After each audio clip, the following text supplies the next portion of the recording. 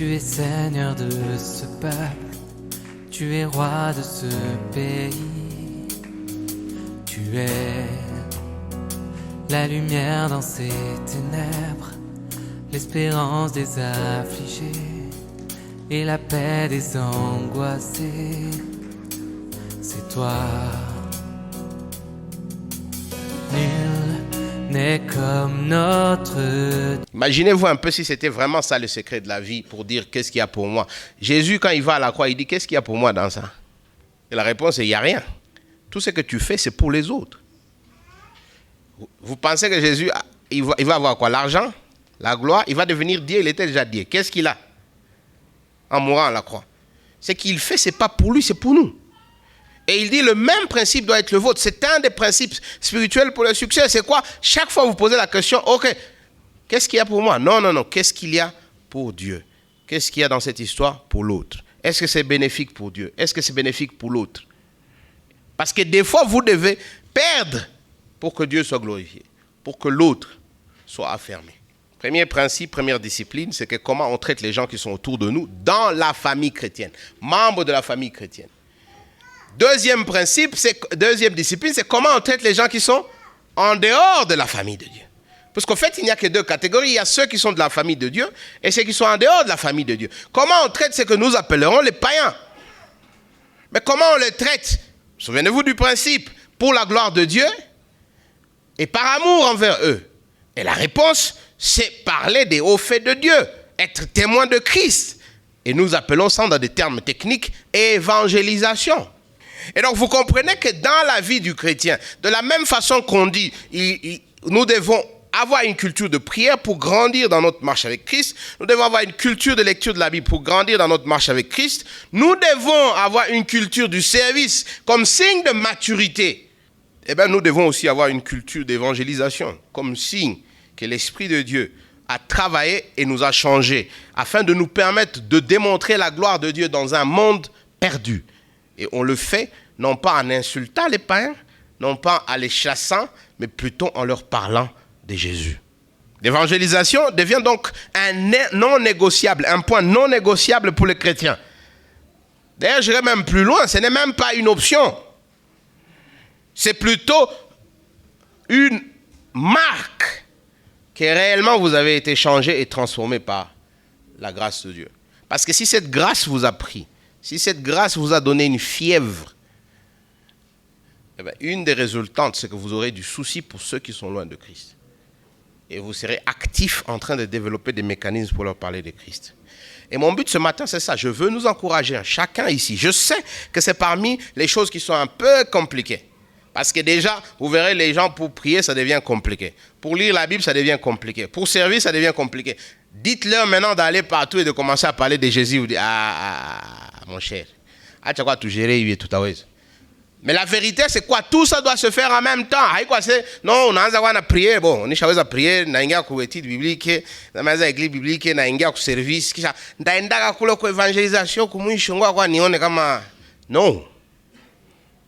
Nous devons être en train de prier, dire à Dieu, écoutez, je dois grandir dans toutes ces zones. Aide-moi à y grandir.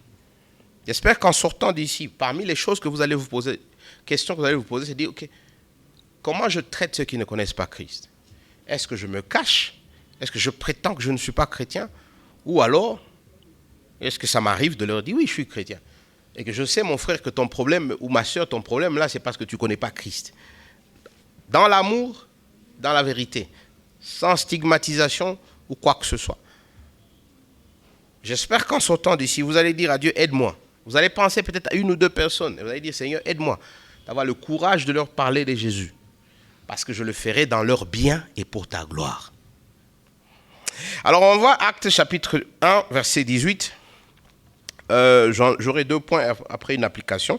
Le premier, c'est que, au fait, dans ce passage, vous verrez que Jésus nous donne, on va analyser les mots un peu, il nous donne la nature du chrétien. Vous verrez que dans la nature du chrétien, qui nous sommes, il y a la partie qu'on ne peut pas enlever, non extricable, d'être témoin de Christ. L'évangélisation fait partie de qui nous sommes. Un chrétien ne peut pas ne pas s'empêcher de parler des hauts faits de Dieu. Ce n'est même pas un truc dont on doit dire à l'église, est-ce que c'est évangile? Non, ça devrait venir naturellement parce que c'est qui nous sommes. Pour ceux qui ont des enfants, ils le savent. Il n'y a aucun enfant à qui, quand il naît là, on lui fait un cours de 3 heures sur comment il faut téter. Je n'ai jamais vu un enfant aller à l'école où on lui donne un cours. Tu vois, quand il faut marcher, tu fais un pas à gauche, un pas à droite. Tu vois un peu comment les autres marchent là. Observe très bien. Après, on essaye maintenant. Ça vient instinctivement, ça vient naturellement. Parce que c'est en eux. Ça fait partie de leur nature. 2. On va aussi voir dans ce passage l'étendue de ce témoignage. Bien que limité dans le temps et dans l'espace, le témoignage du chrétien ne devrait pas être limité. Et donc c'est possible d'être à Bukavu et d'être de ceux qui témoignent de Christ en Chine. Et c'est peut-être encore plus facile de le comprendre aujourd'hui avec les réseaux sociaux. Parce que si par exemple vous n'êtes pas, vous encadrez ou vous encouragez quelqu'un qui y va. Et donc vous participez à cette œuvre. Donc le premier point, c'est témoin de Jésus. C'est ça la nature des chrétiens. C'est notre nature. Deuxième, témoin aux extrémités de la terre. Ce n'est pas un truc seulement de Bukavu, c'est partout. Ce n'est pas un truc comme on le voit ici chez nous. On pense que non, ce sont les Occidentaux ou les Américains qui doivent venir nous évangéliser. Non, non, non, non. Nous aussi, à partir d'ici, on doit pas porter la parole aux extrémités de la terre. C'est un mandat pour tout chrétien. Pour tous ceux qui se disent fils ou filles de Dieu. Et après, on va faire une application. Premier point, Actes chapitre 1, verset 8. Lisez avec moi, voici ce qu'il dit. Mais vous recevrez une puissance, le Saint-Esprit survenant sur vous, et vous serez mes témoins à Jérusalem, dans toute la Judée, dans la Samarie, jusqu'aux extrémités de la terre. Vous serez mes témoins. Je ne vais pas vous dire ici que le mot « serrer » est le verbe « être » qui décrit nature. Notez qu'il y a 2 verbes là-bas. Quels sont ces 2 verbes? Vous recevrez et vous serez. Et c'est important d'étudier ces 2 verbes.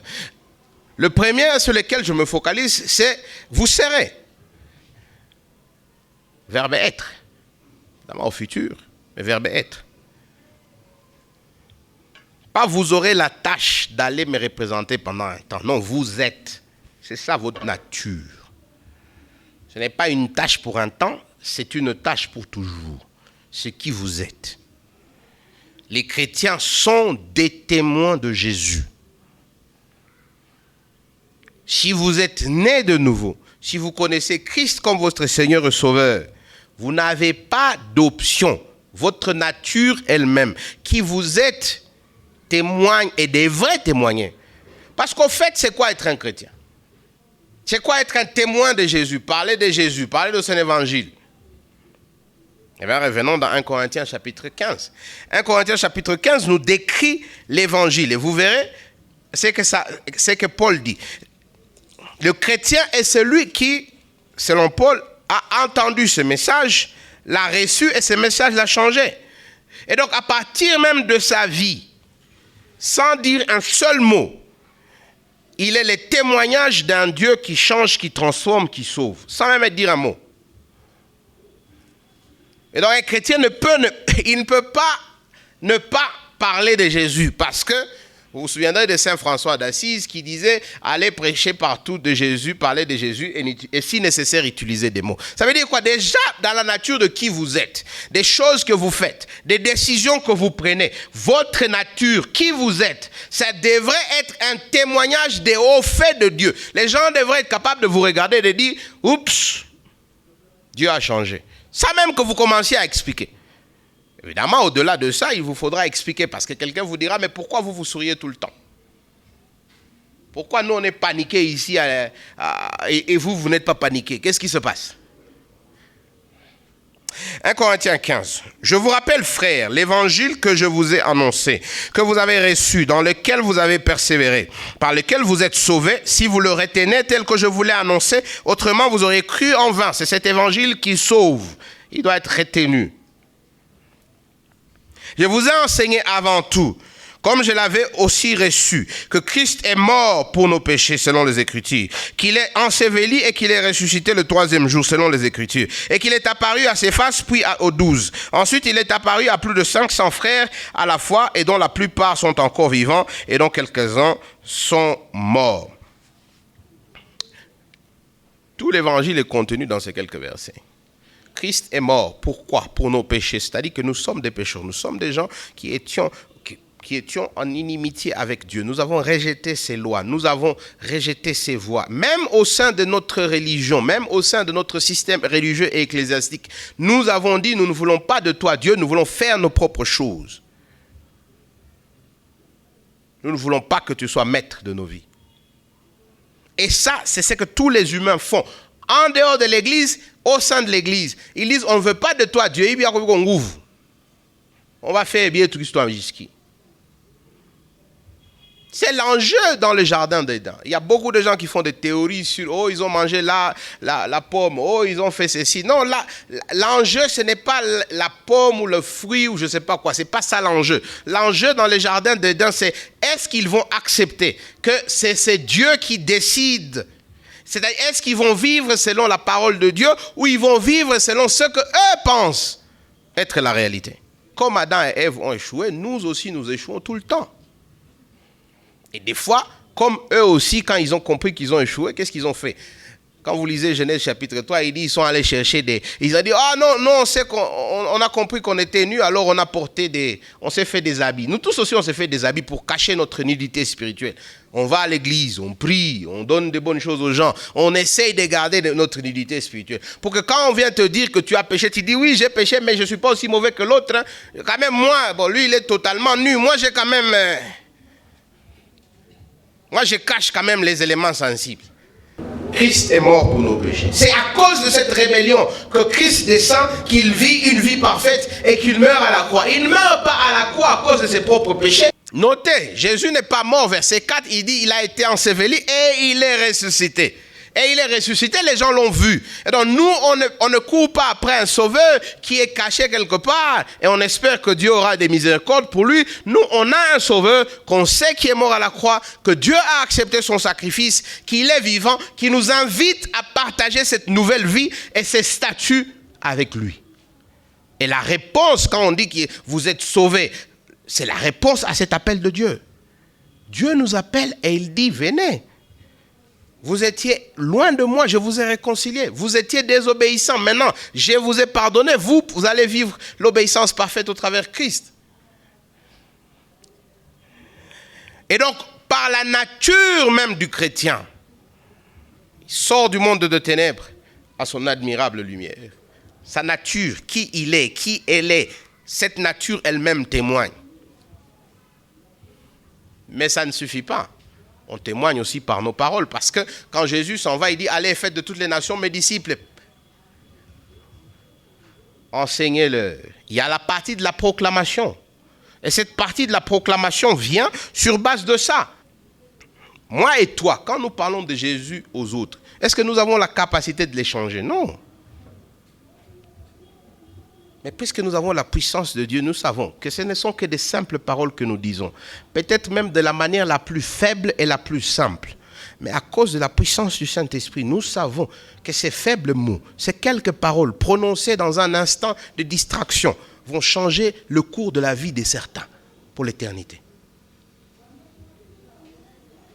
Et donc nous le faisons non pas à notre puissance, mais sous la puissance du Saint-Esprit. Nous le faisons et nous avons l'air d'être faibles, peut-être même d'être dans des positions, des très mauvaises positions. Nous partons de très mauvaises positions. Vous partez d'une position où les gens ne vous font pas confiance. Les gens doutent de vous. Les gens disent, ah, vous êtes des aventuriers, vous êtes des hypocrites, vous êtes. Mais mes chers amis, ce n'est pas vos mots qui changent les gens.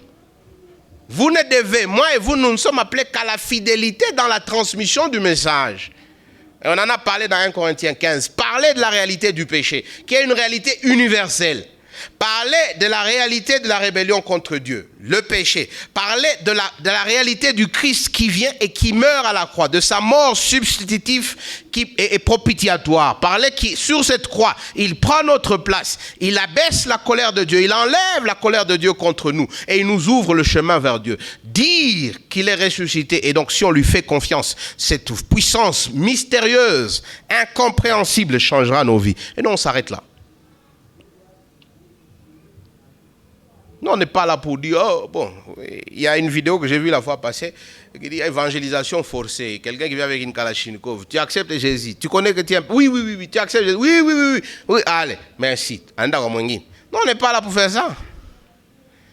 Notre Kalachnikov, c'est le Saint-Esprit. Vous êtes là, vous vous dites, où une danzaïe. Eh bien, dites à Dieu, Seigneur, je ne sais pas comment je vais commencer avec cet ami. Donnez-moi les mots qu'il faut. Donnez-moi l'opportunité pour parler. Et j'ai l'impression que quand je parle dans le vide. Mais je sais que je ne parle pas dans le vide. Il y a la puissance de ton esprit ici qui va changer cette vie. Et je vous dis, si vous ne l'avez pas encore vu, vous le verrez. Il n'y a rien qui rend humble que de voir quelqu'un venir et vous raconter comment Dieu l'a touché dans son lit, chez lui, et l'a changé. Dieu, tu es grand. Et c'est une expérience, je dois le dire, que beaucoup de chrétiens n'ont presque jamais connue. Beaucoup de gens, beaucoup d'entre nous ici, si je vous dis, okay, vous dites vous êtes chrétien, oui, est-ce que vous avez déjà vu l'Esprit de Dieu changer le cœur de quelqu'un d'autre? Parce que simplement vous avez été fidèle dans la transmission du message. Est-ce que vous avez déjà eu cette grâce de voir cette personne revenir vers vous et vous dire, peut-être même avec des pleurs, que Dieu m'a convaincu et maintenant je vais le suivre? Waouh! Et moi je pense qu'il y a beaucoup qui le ratent. Parce qu'au fait, on n'est pas dans cette discipline. On ne prend pas ça comme une discipline. On prend ça comme, bon, si bikifika ça, quand même fika. Mais je vous dis, ça vous grandit dans votre foi. Demain, vous aurez des problèmes. Je me souviens encore de tel, je me souviens encore à Diègre. Parce que vous aurez vu la puissance. Moi, écoutez, tu vois, des fois, dans certaines églises, on dit, ah, comment est-ce que vous savez que le Saint-Esprit est au milieu de nous? Ils disent, ah, les gens tombent. Ah, les gens, on les marie. Ah, je dis, non. C'est parce que vous n'avez pas encore expérimenté le salut. Quelqu'un qui vient vous parler de comment Dieu a travaillé dans son cœur, l'a convaincu du péché, l'a montré à Christ. C'est des choses que tu as du mal à comprendre. Tu dis, ça ne peut être que de Dieu. Nous sommes des témoins au-delà de là où nous sommes. Le texte ne s'arrête pas seulement à dire que nous sommes des témoins, que pour être des bons témoins, nous devons être sous la puissance du Saint-Esprit. Notez, le texte dit aussi, vous êtes des témoins où? À Jérusalem, dans la Judée, dans la Samarie, jusqu'aux extrémités de la terre. À Jérusalem, c'est où? C'est là où ils étaient. À Judée, c'est où? C'est la province à côté. Non, pardon, la grande province, c'est-à-dire Jérusalem, était une ville du pays qui s'appelait Judée. La Samarie, c'est la province à côté. Et il dit jusqu'aux extrémités de la terre. Quand vous lisez le livre d'Actes, vous verrez que c'est comme ça aussi que le récit part. C'est-à-dire le récit commence à Jérusalem, et puis à partir du chapitre 4, 5, 6, comme ça, il y a quelqu'un qui va évangéliser en Samarie, et après, vous voyez, on continue à évangéliser en Judée, et puis à un moment, vous voyez Paul qui sort, et qui commence à partir en Turquie, et il termine son périple à Rome. À l'époque, c'était presque les extrémités de la terre. Et quand il est à Rome, il se prépare pour aller en Espagne. Le message de Jésus, ce n'est pas seulement pour vous, pour votre famille, pour votre Jérusalem. Ce n'est pas seulement pour nous, pour la ville de Bukavu. C'est un message que nous devons pour nous, au sud kivusien, que nous devons pour nous, aux Congolais. Parce que Jérusalem, c'est ça, pour nous. La ville de Bukavu ou la province du Sud-Kivu. Et Judée, c'est notre pays. C'est la RDC. La Samarie, ce sont nos voisins que nous aimons, que nous n'aimons pas. Si vous ne saviez pas, il y avait une relation de tension entre les Samaritains et les Juifs. Les Juifs aimeraient encore marcher avec un cochon qu'un Samaritain. Et croyez-moi, c'était vice-versa les sentiments. Et nous, on doit commencer à se poser la question d'un point de vue personnel, les Samaritains, c'est qui?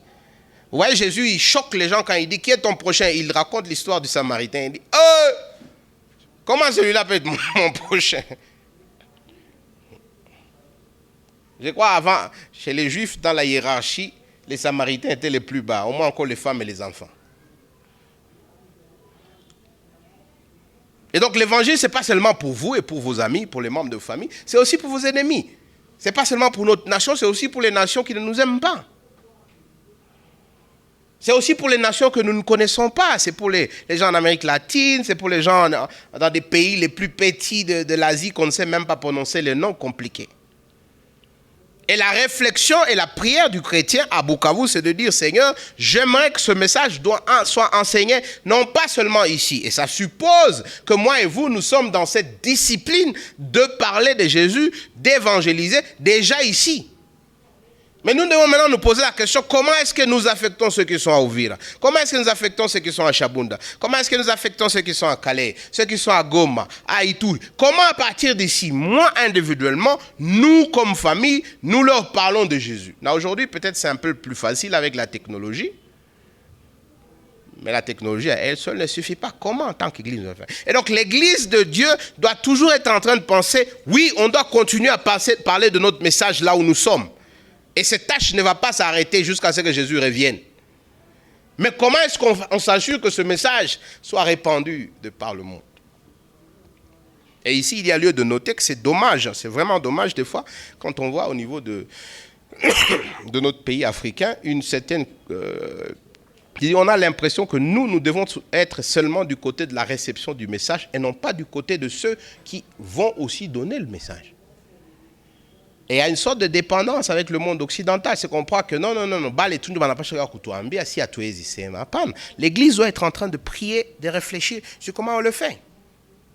Romains 10, on n'a pas le temps de le lire, mais le verset 1, il dit, quel est le vœu de mon cœur? Que tous entendent, tous qui soient sauvés. Et puis au verset 14, il continue, il dit, comment est-ce qu'ils vont entendre? Je crois ce verset 10 jusqu'à 14. Comment est-ce qu'ils vont entendre si personne n'est envoyé? Et donc nous devons aussi être une église où certaines personnes se donnent comme des missionnaires. Ils disent, moi je donne ma vie pour aller servir Dieu dans des milieux reculés. Vous avez noté que Dieu, dans beaucoup d'églises, tout le monde dit Dieu a promis, il m'a promis un voyage. Et le voyage, ce n'est jamais envers les milieux les plus reculés, le voyage, c'est toujours envers l'Europe.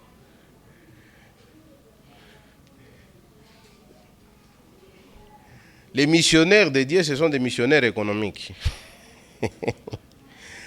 Ce ne sont pas des missionnaires évangélistiques. Comment on en est arrivé là? Comment on est arrivé à dire, Dieu m'a parlé, il dit, Imwaka, atanifungulia ya mlango niende Canada. Wende Canada kufanya.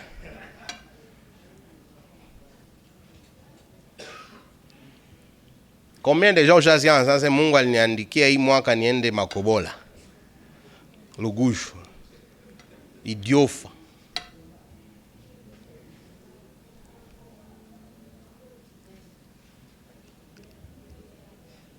Non mais on rit, mais c'est du vrai, non?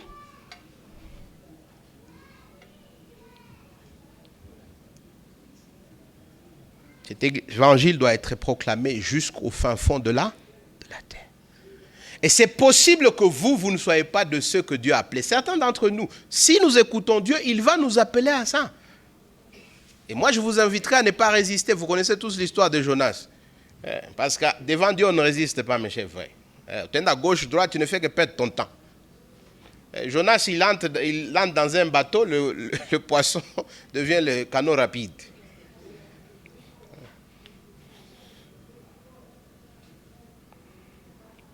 Répondez dans l'obéissance. Dites à Dieu, je sais que je dois parler de toi. Et je sais que je dois parler de toi là où je suis. Avec mes amis, donne-moi la force. Mais je sais aussi que je dois être de ceux qui contribuent à parler de l'évangile jusqu'aux extrémités de la terre. Est-ce que moi je suis de ceux que tu envoies? Parce que si tu n'es pas de ceux que Dieu envoie, tu seras de ceux qui soutiennent ceux qui partent. Et on le soutient par la prière, on le soutient par les moyens financiers. On le soutient par la prière et les moyens financiers. Et donc les chrétiens, au-delà de ce qu'ils donnent comme dîme, il y a aussi une part qui dit ok, ça c'est pour que les autres soient touchés par la parole de Dieu. Alors est-ce que ça c'est pour moi ou c'est pour les autres? Je ne sais pas. Dieu te dira. Et c'est comme ça que, c'est dommage ici chez nous, cette culture n'existe pas, parce que ceux qui ont compris, il y a une culture, des familles soutiennent des missionnaires. $10, $5, mais ils soutiennent. Et ainsi, ils contribuent à la propagation de l'évangile. Vous soutenez qui? Et le problème, c'est qu'on se trompe, on dit, je suis pauvre, je ne peux pas soutenir. Non, tu n'es pas pauvre, c'est ton cœur qui n'est pas encore changé. Tu n'as pas encore le souci des âmes. Tu n'as pas encore la vision de Dieu. Donc, mes chers frères, nous sommes des témoins. Nous tous. Et nous sommes appelés à faire propager cet évangile partout. Petite église que nous soyons, ma fou, nous devons être capables de propager l'évangile. Il y a une campagne d'évangélisation qui commence, on doit être dans cette habitude. Des habitudes personnelles, individuelles, des habitudes collectives. Au-delà des campagnes d'évangélisation que nous soutenons avec nos moyens, même si nous ne faisons pas partie de l'équipe, ces missionnaires, quels sont ces gens que nous pouvons aussi soutenir pour les aider à avancer, afin qu'eux maintenant travaillent pour l'évangile. Et ainsi, ensemble, en partenariat, nous dans la prière et dans le soutien financier et moral, eux sur le terrain en train de cultiver et d'amener des âmes à Christ. Nous tous en train de célébrer ce que Dieu fait.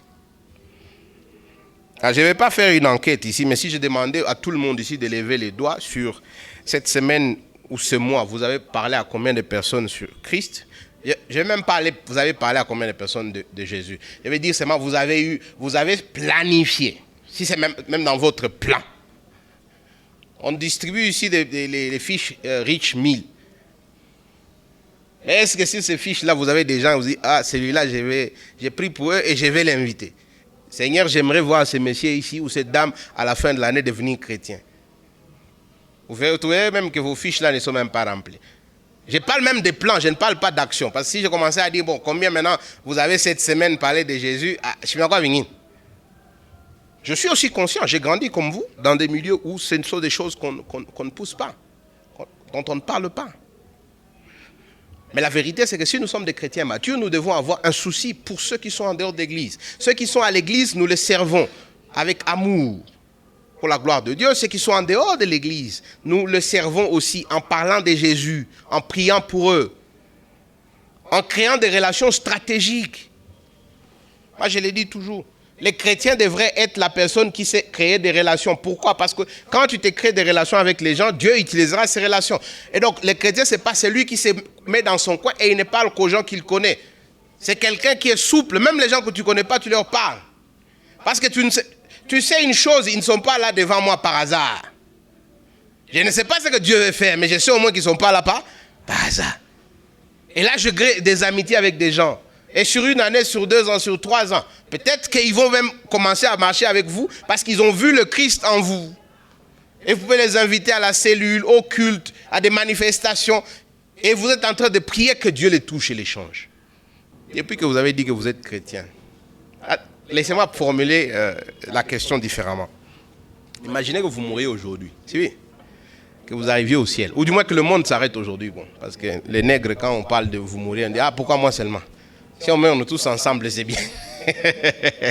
Alors imaginez que le monde s'arrête. Et j'ose croire que vous êtes de ceux qui se retrouvent au ciel. Combien de gens diront, je suis ici à cause de ce que Jésus a fait au travers de ton obéissance? Celui qui a pris ma main et m'a amené chez Jésus, c'était toi. Combien? 2, 3, 0, 1000, 2000? J'espère pour vous que ce sera le plus de gens possible. Et j'espère qu'il y aura même des Chinois qui un jour viennent et disent « je suis ici à cause de toi. » Moi? Oui, tu avais donné 1000 francs à quelqu'un un jour qui a lui aussi ajouté et il est venu en Chine pour évangéliser, il a parlé de moi. Tu avais rencontré quelqu'un qui a parlé de moi et tu as fait la prière. Et voilà. Imaginez-vous la joie, mes chers frères. Et vous rencontrez les gens de toute race et de toute nature qui vous disent « Moi, je suis ici parce que toi aussi, tu as contribué. Oui, je suis ici à cause de ce que Jésus a fait. Mais je suis aussi ici Parce que des gens comme toi, vous avez été fidèles. Vous avez été une église qui a aidé à implanter une autre église. Et cette église-là, un jour, a sauvé un Chinois qui venait, qui lui aussi est rentré chez lui pour parler des gens, de Jésus chez eux. Ouais. Moi, je pense que c'est un grand privilège que Dieu nous offre, de faire partie de ceux qui contribuent à l'avancement de son royaume. Jeunes, vieux, nantis, pauvres. Je pense que nous ne devons pas rater ce privilège. Nous ne devions pas le perdre. Je vous invite donc à prendre des mesures pratiques. Vous connaissez votre vie, je ne connais pas votre vie. Demandez-vous, qu'est-ce que je peux commencer à faire pour être discipliné dans la pratique de l'évangélisation. L'évangélisation directe, je parle aux gens de Christ, je fais des stratégies pour me créer des amis, je les invite, on mange ensemble. C'est une culture aussi qu'on n'a pas ici à Bukavu, mais invitez quelqu'un, amenez-le au restaurant si vous avez peur de l'amener chez vous à la maison. Achetez-lui un Fanta, Fanta na wangapi. Sinon, on a un Fanta. Na Sambous. Kalapa tu piques Fanta na Sambous. Puis quoi? Bon, ça va se faire. Mais vous lui avez accordé du temps. À la fin, vous dites, je vais prier pour toi. Puis c'est fini. Il part, vous repartez. On se voit dans 2 semaines. Vous faites ça 6 fois, 7 fois. Dites, est-ce qu'on peut lire la Bible ensemble? Est-ce qu'on peut faire 1 à 1 ensemble? Et vous les aidez à avancer. Au lieu où vous avez tout ma dossier en politique, il y a une amende de manche.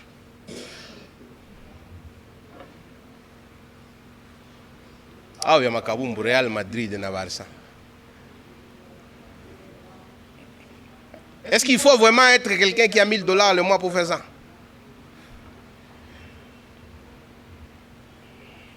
Vous pouvez le faire, je peux le faire. J'espère que nous allons développer des mécanismes. La discipline de prier, pas seulement pour vous, pas seulement pour les gens qui sont sur votre liste de 1000, mais aussi la discipline de prier pour les autres chrétiens partout où ils sont. Et si Dieu les met sur votre tête, vous écrivez, vous priez pour eux. La discipline de dire à Dieu, je veux être généreux pour ton église.